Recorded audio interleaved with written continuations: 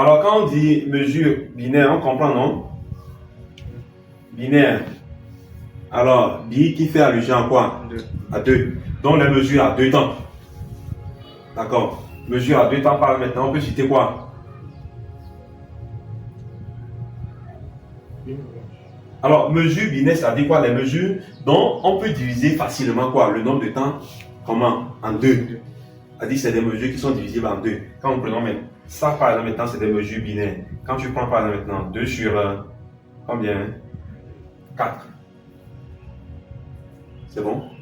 Oui. Quand je prends par exemple maintenant 4 sur 4, c'est-à-dire on peut diviser ça en 2 parties. Ou bien, voilà. Et puis pour les mesures ternaires,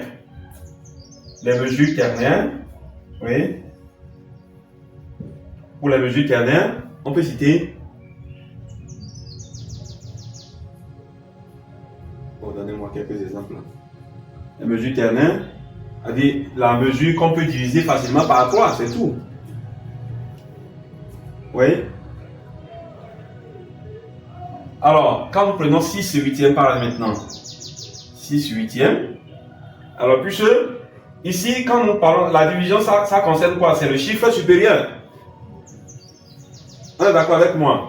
Alors ici, vous savez, ça là, ça correspond à quelle figure de note?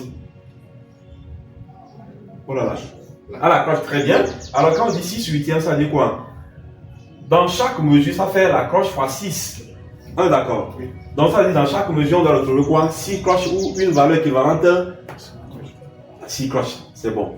Maintenant, 6 cloches, on peut diviser 6 par combien? Par 3 facilement, ou bien? Hein? Ou bien, même si vous me suivez bien, 9 huitièmes. Alors, ça fait quoi? On doit avoir 9 cloches ou une valeur équivalente à 9 cloches. Et vous êtes d'accord qu'on peut diviser quoi? 9 par 3, facilement. Alors, même quand nous prenons quoi? 3 sur 4. Avec 3 sur 4. Puisque dans la mesure, on aura combien de temps? 3 noirs. Oui, on peut diviser ça par 4. Par combien? Je dis par 4, par 3. Oui, facilement. Voilà. Donc, on les appelle quoi? Des mesures ternaires. Voilà. Ça peut aller? Voilà.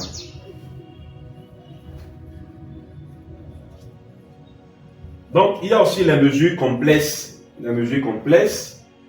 Oui, pour la mesure complexe, maintenant, je donne un exemple. On dit 7 sur 4, par exemple. Est-ce qu'on suit? 7 sur 4. Donc, ça dit ici, on aura quoi? Ça fait la noire fois 7. On doit avoir quoi? 7 noirs dans chaque mesure. Ou une valeur équivalente à 7 noirs. C'est bon? Voilà. Donc, ici, on peut parler de quoi? Des mesures complexes. Voilà. En fait, bon, selon ma compréhension, puisque c'est des mesures binaires ternaires qui sont souvent plus utilisées. Et mesures complexes, c'est des mesures qui ne sont pas fréquemment utilisées. Peut-être le compositeur a un sentiment, voulait ressortir quelque chose. Et ça dépend aussi de quoi? Du type de quoi? De musique utilisée. Ou on fait allusion, peut-être on peut utiliser 7 sur 4. Voilà, les mesures complexes. Est-ce que ça peut aller? Donc voilà, et par rapport à ce qui concerne notion sur la mesure. Alors nous allons essayer de reprendre de façon résumée. Disons la mesure, c'est la division d'une œuvre musicale en parties d'égale durée. Et c'est ce qu'on a pu essayer. Voilà les divisions. Et les barres qui servent de division sont appelées quoi? Les barres de mesure. Voilà. Ensuite, nous avons parlé de quoi? Du temps fort et temps faible. Et quand on parle du temps fort, nous avons dit les mesures avec les mesures à 2 temps, le premier temps est fort et le deuxième temps est faible. Et quand nous sommes avec les mesures à 3 temps, le premier temps est fort, le deuxième temps faible, troisième temps faible. Maintenant, mesure à 4 temps, le premier temps est fort, deuxième faible, troisième temps fort et quatrième faible. Voilà. Et on est revenu encore sur et qu'on appelle notion de quoi? Et comment vous appelez ça? Anacrous. Oui, anacrous. Oui, nous avons parlé de quoi? De l'anacrous. Nous avons dit l'anacrous, c'est lorsque le morceau commence sur le temps faible et se termine sur un temps fort.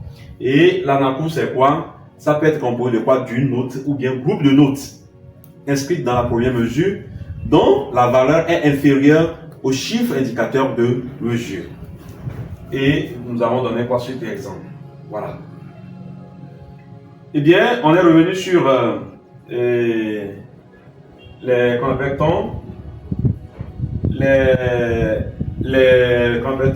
mesures composées, les mesures simples. Alors pour les mesures simples, nous avons donné quelques exemples.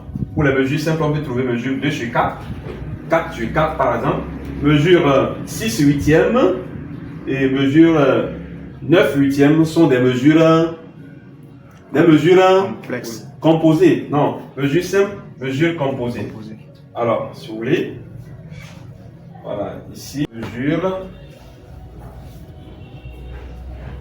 simple. Alors, pour mesure simple, 2 sur 4 ou bien 4 sur 4.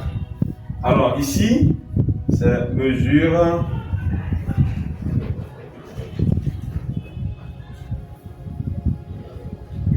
composée. 6 huitièmes, 9 huitièmes par maintenant, ce sont des mesures composées. Alors ici, nous avons parlé de quoi? De mesures complexes. Voilà. Mesures complexes. Alors, en fonction de quoi? De type de mesure que l'on veut utiliser. Et ensuite, nous avons parlé de quoi? Des types de mesures. En faisant allusion à la mesure binaire et la mesure ternaire, et qui nous ramène vers quoi? Mesure complexe. Voilà. Pour mesure binaire, alors on a quoi? C'est-à-dire mesure binaire, c'est-à-dire des mesures qui sont divisées par 2. Voilà. 2 sur 4, 4 sur 4 par exemple. Alors mesure ternaire, mesure divisée par 3. 6 huitièmes, 9 huitièmes, 3 sur 4. Voilà de façon résumée la récapitulation sur les notions de mesure.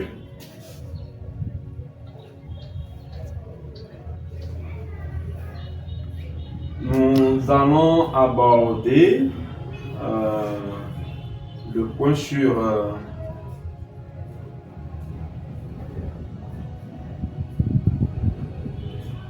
les signes de reprise.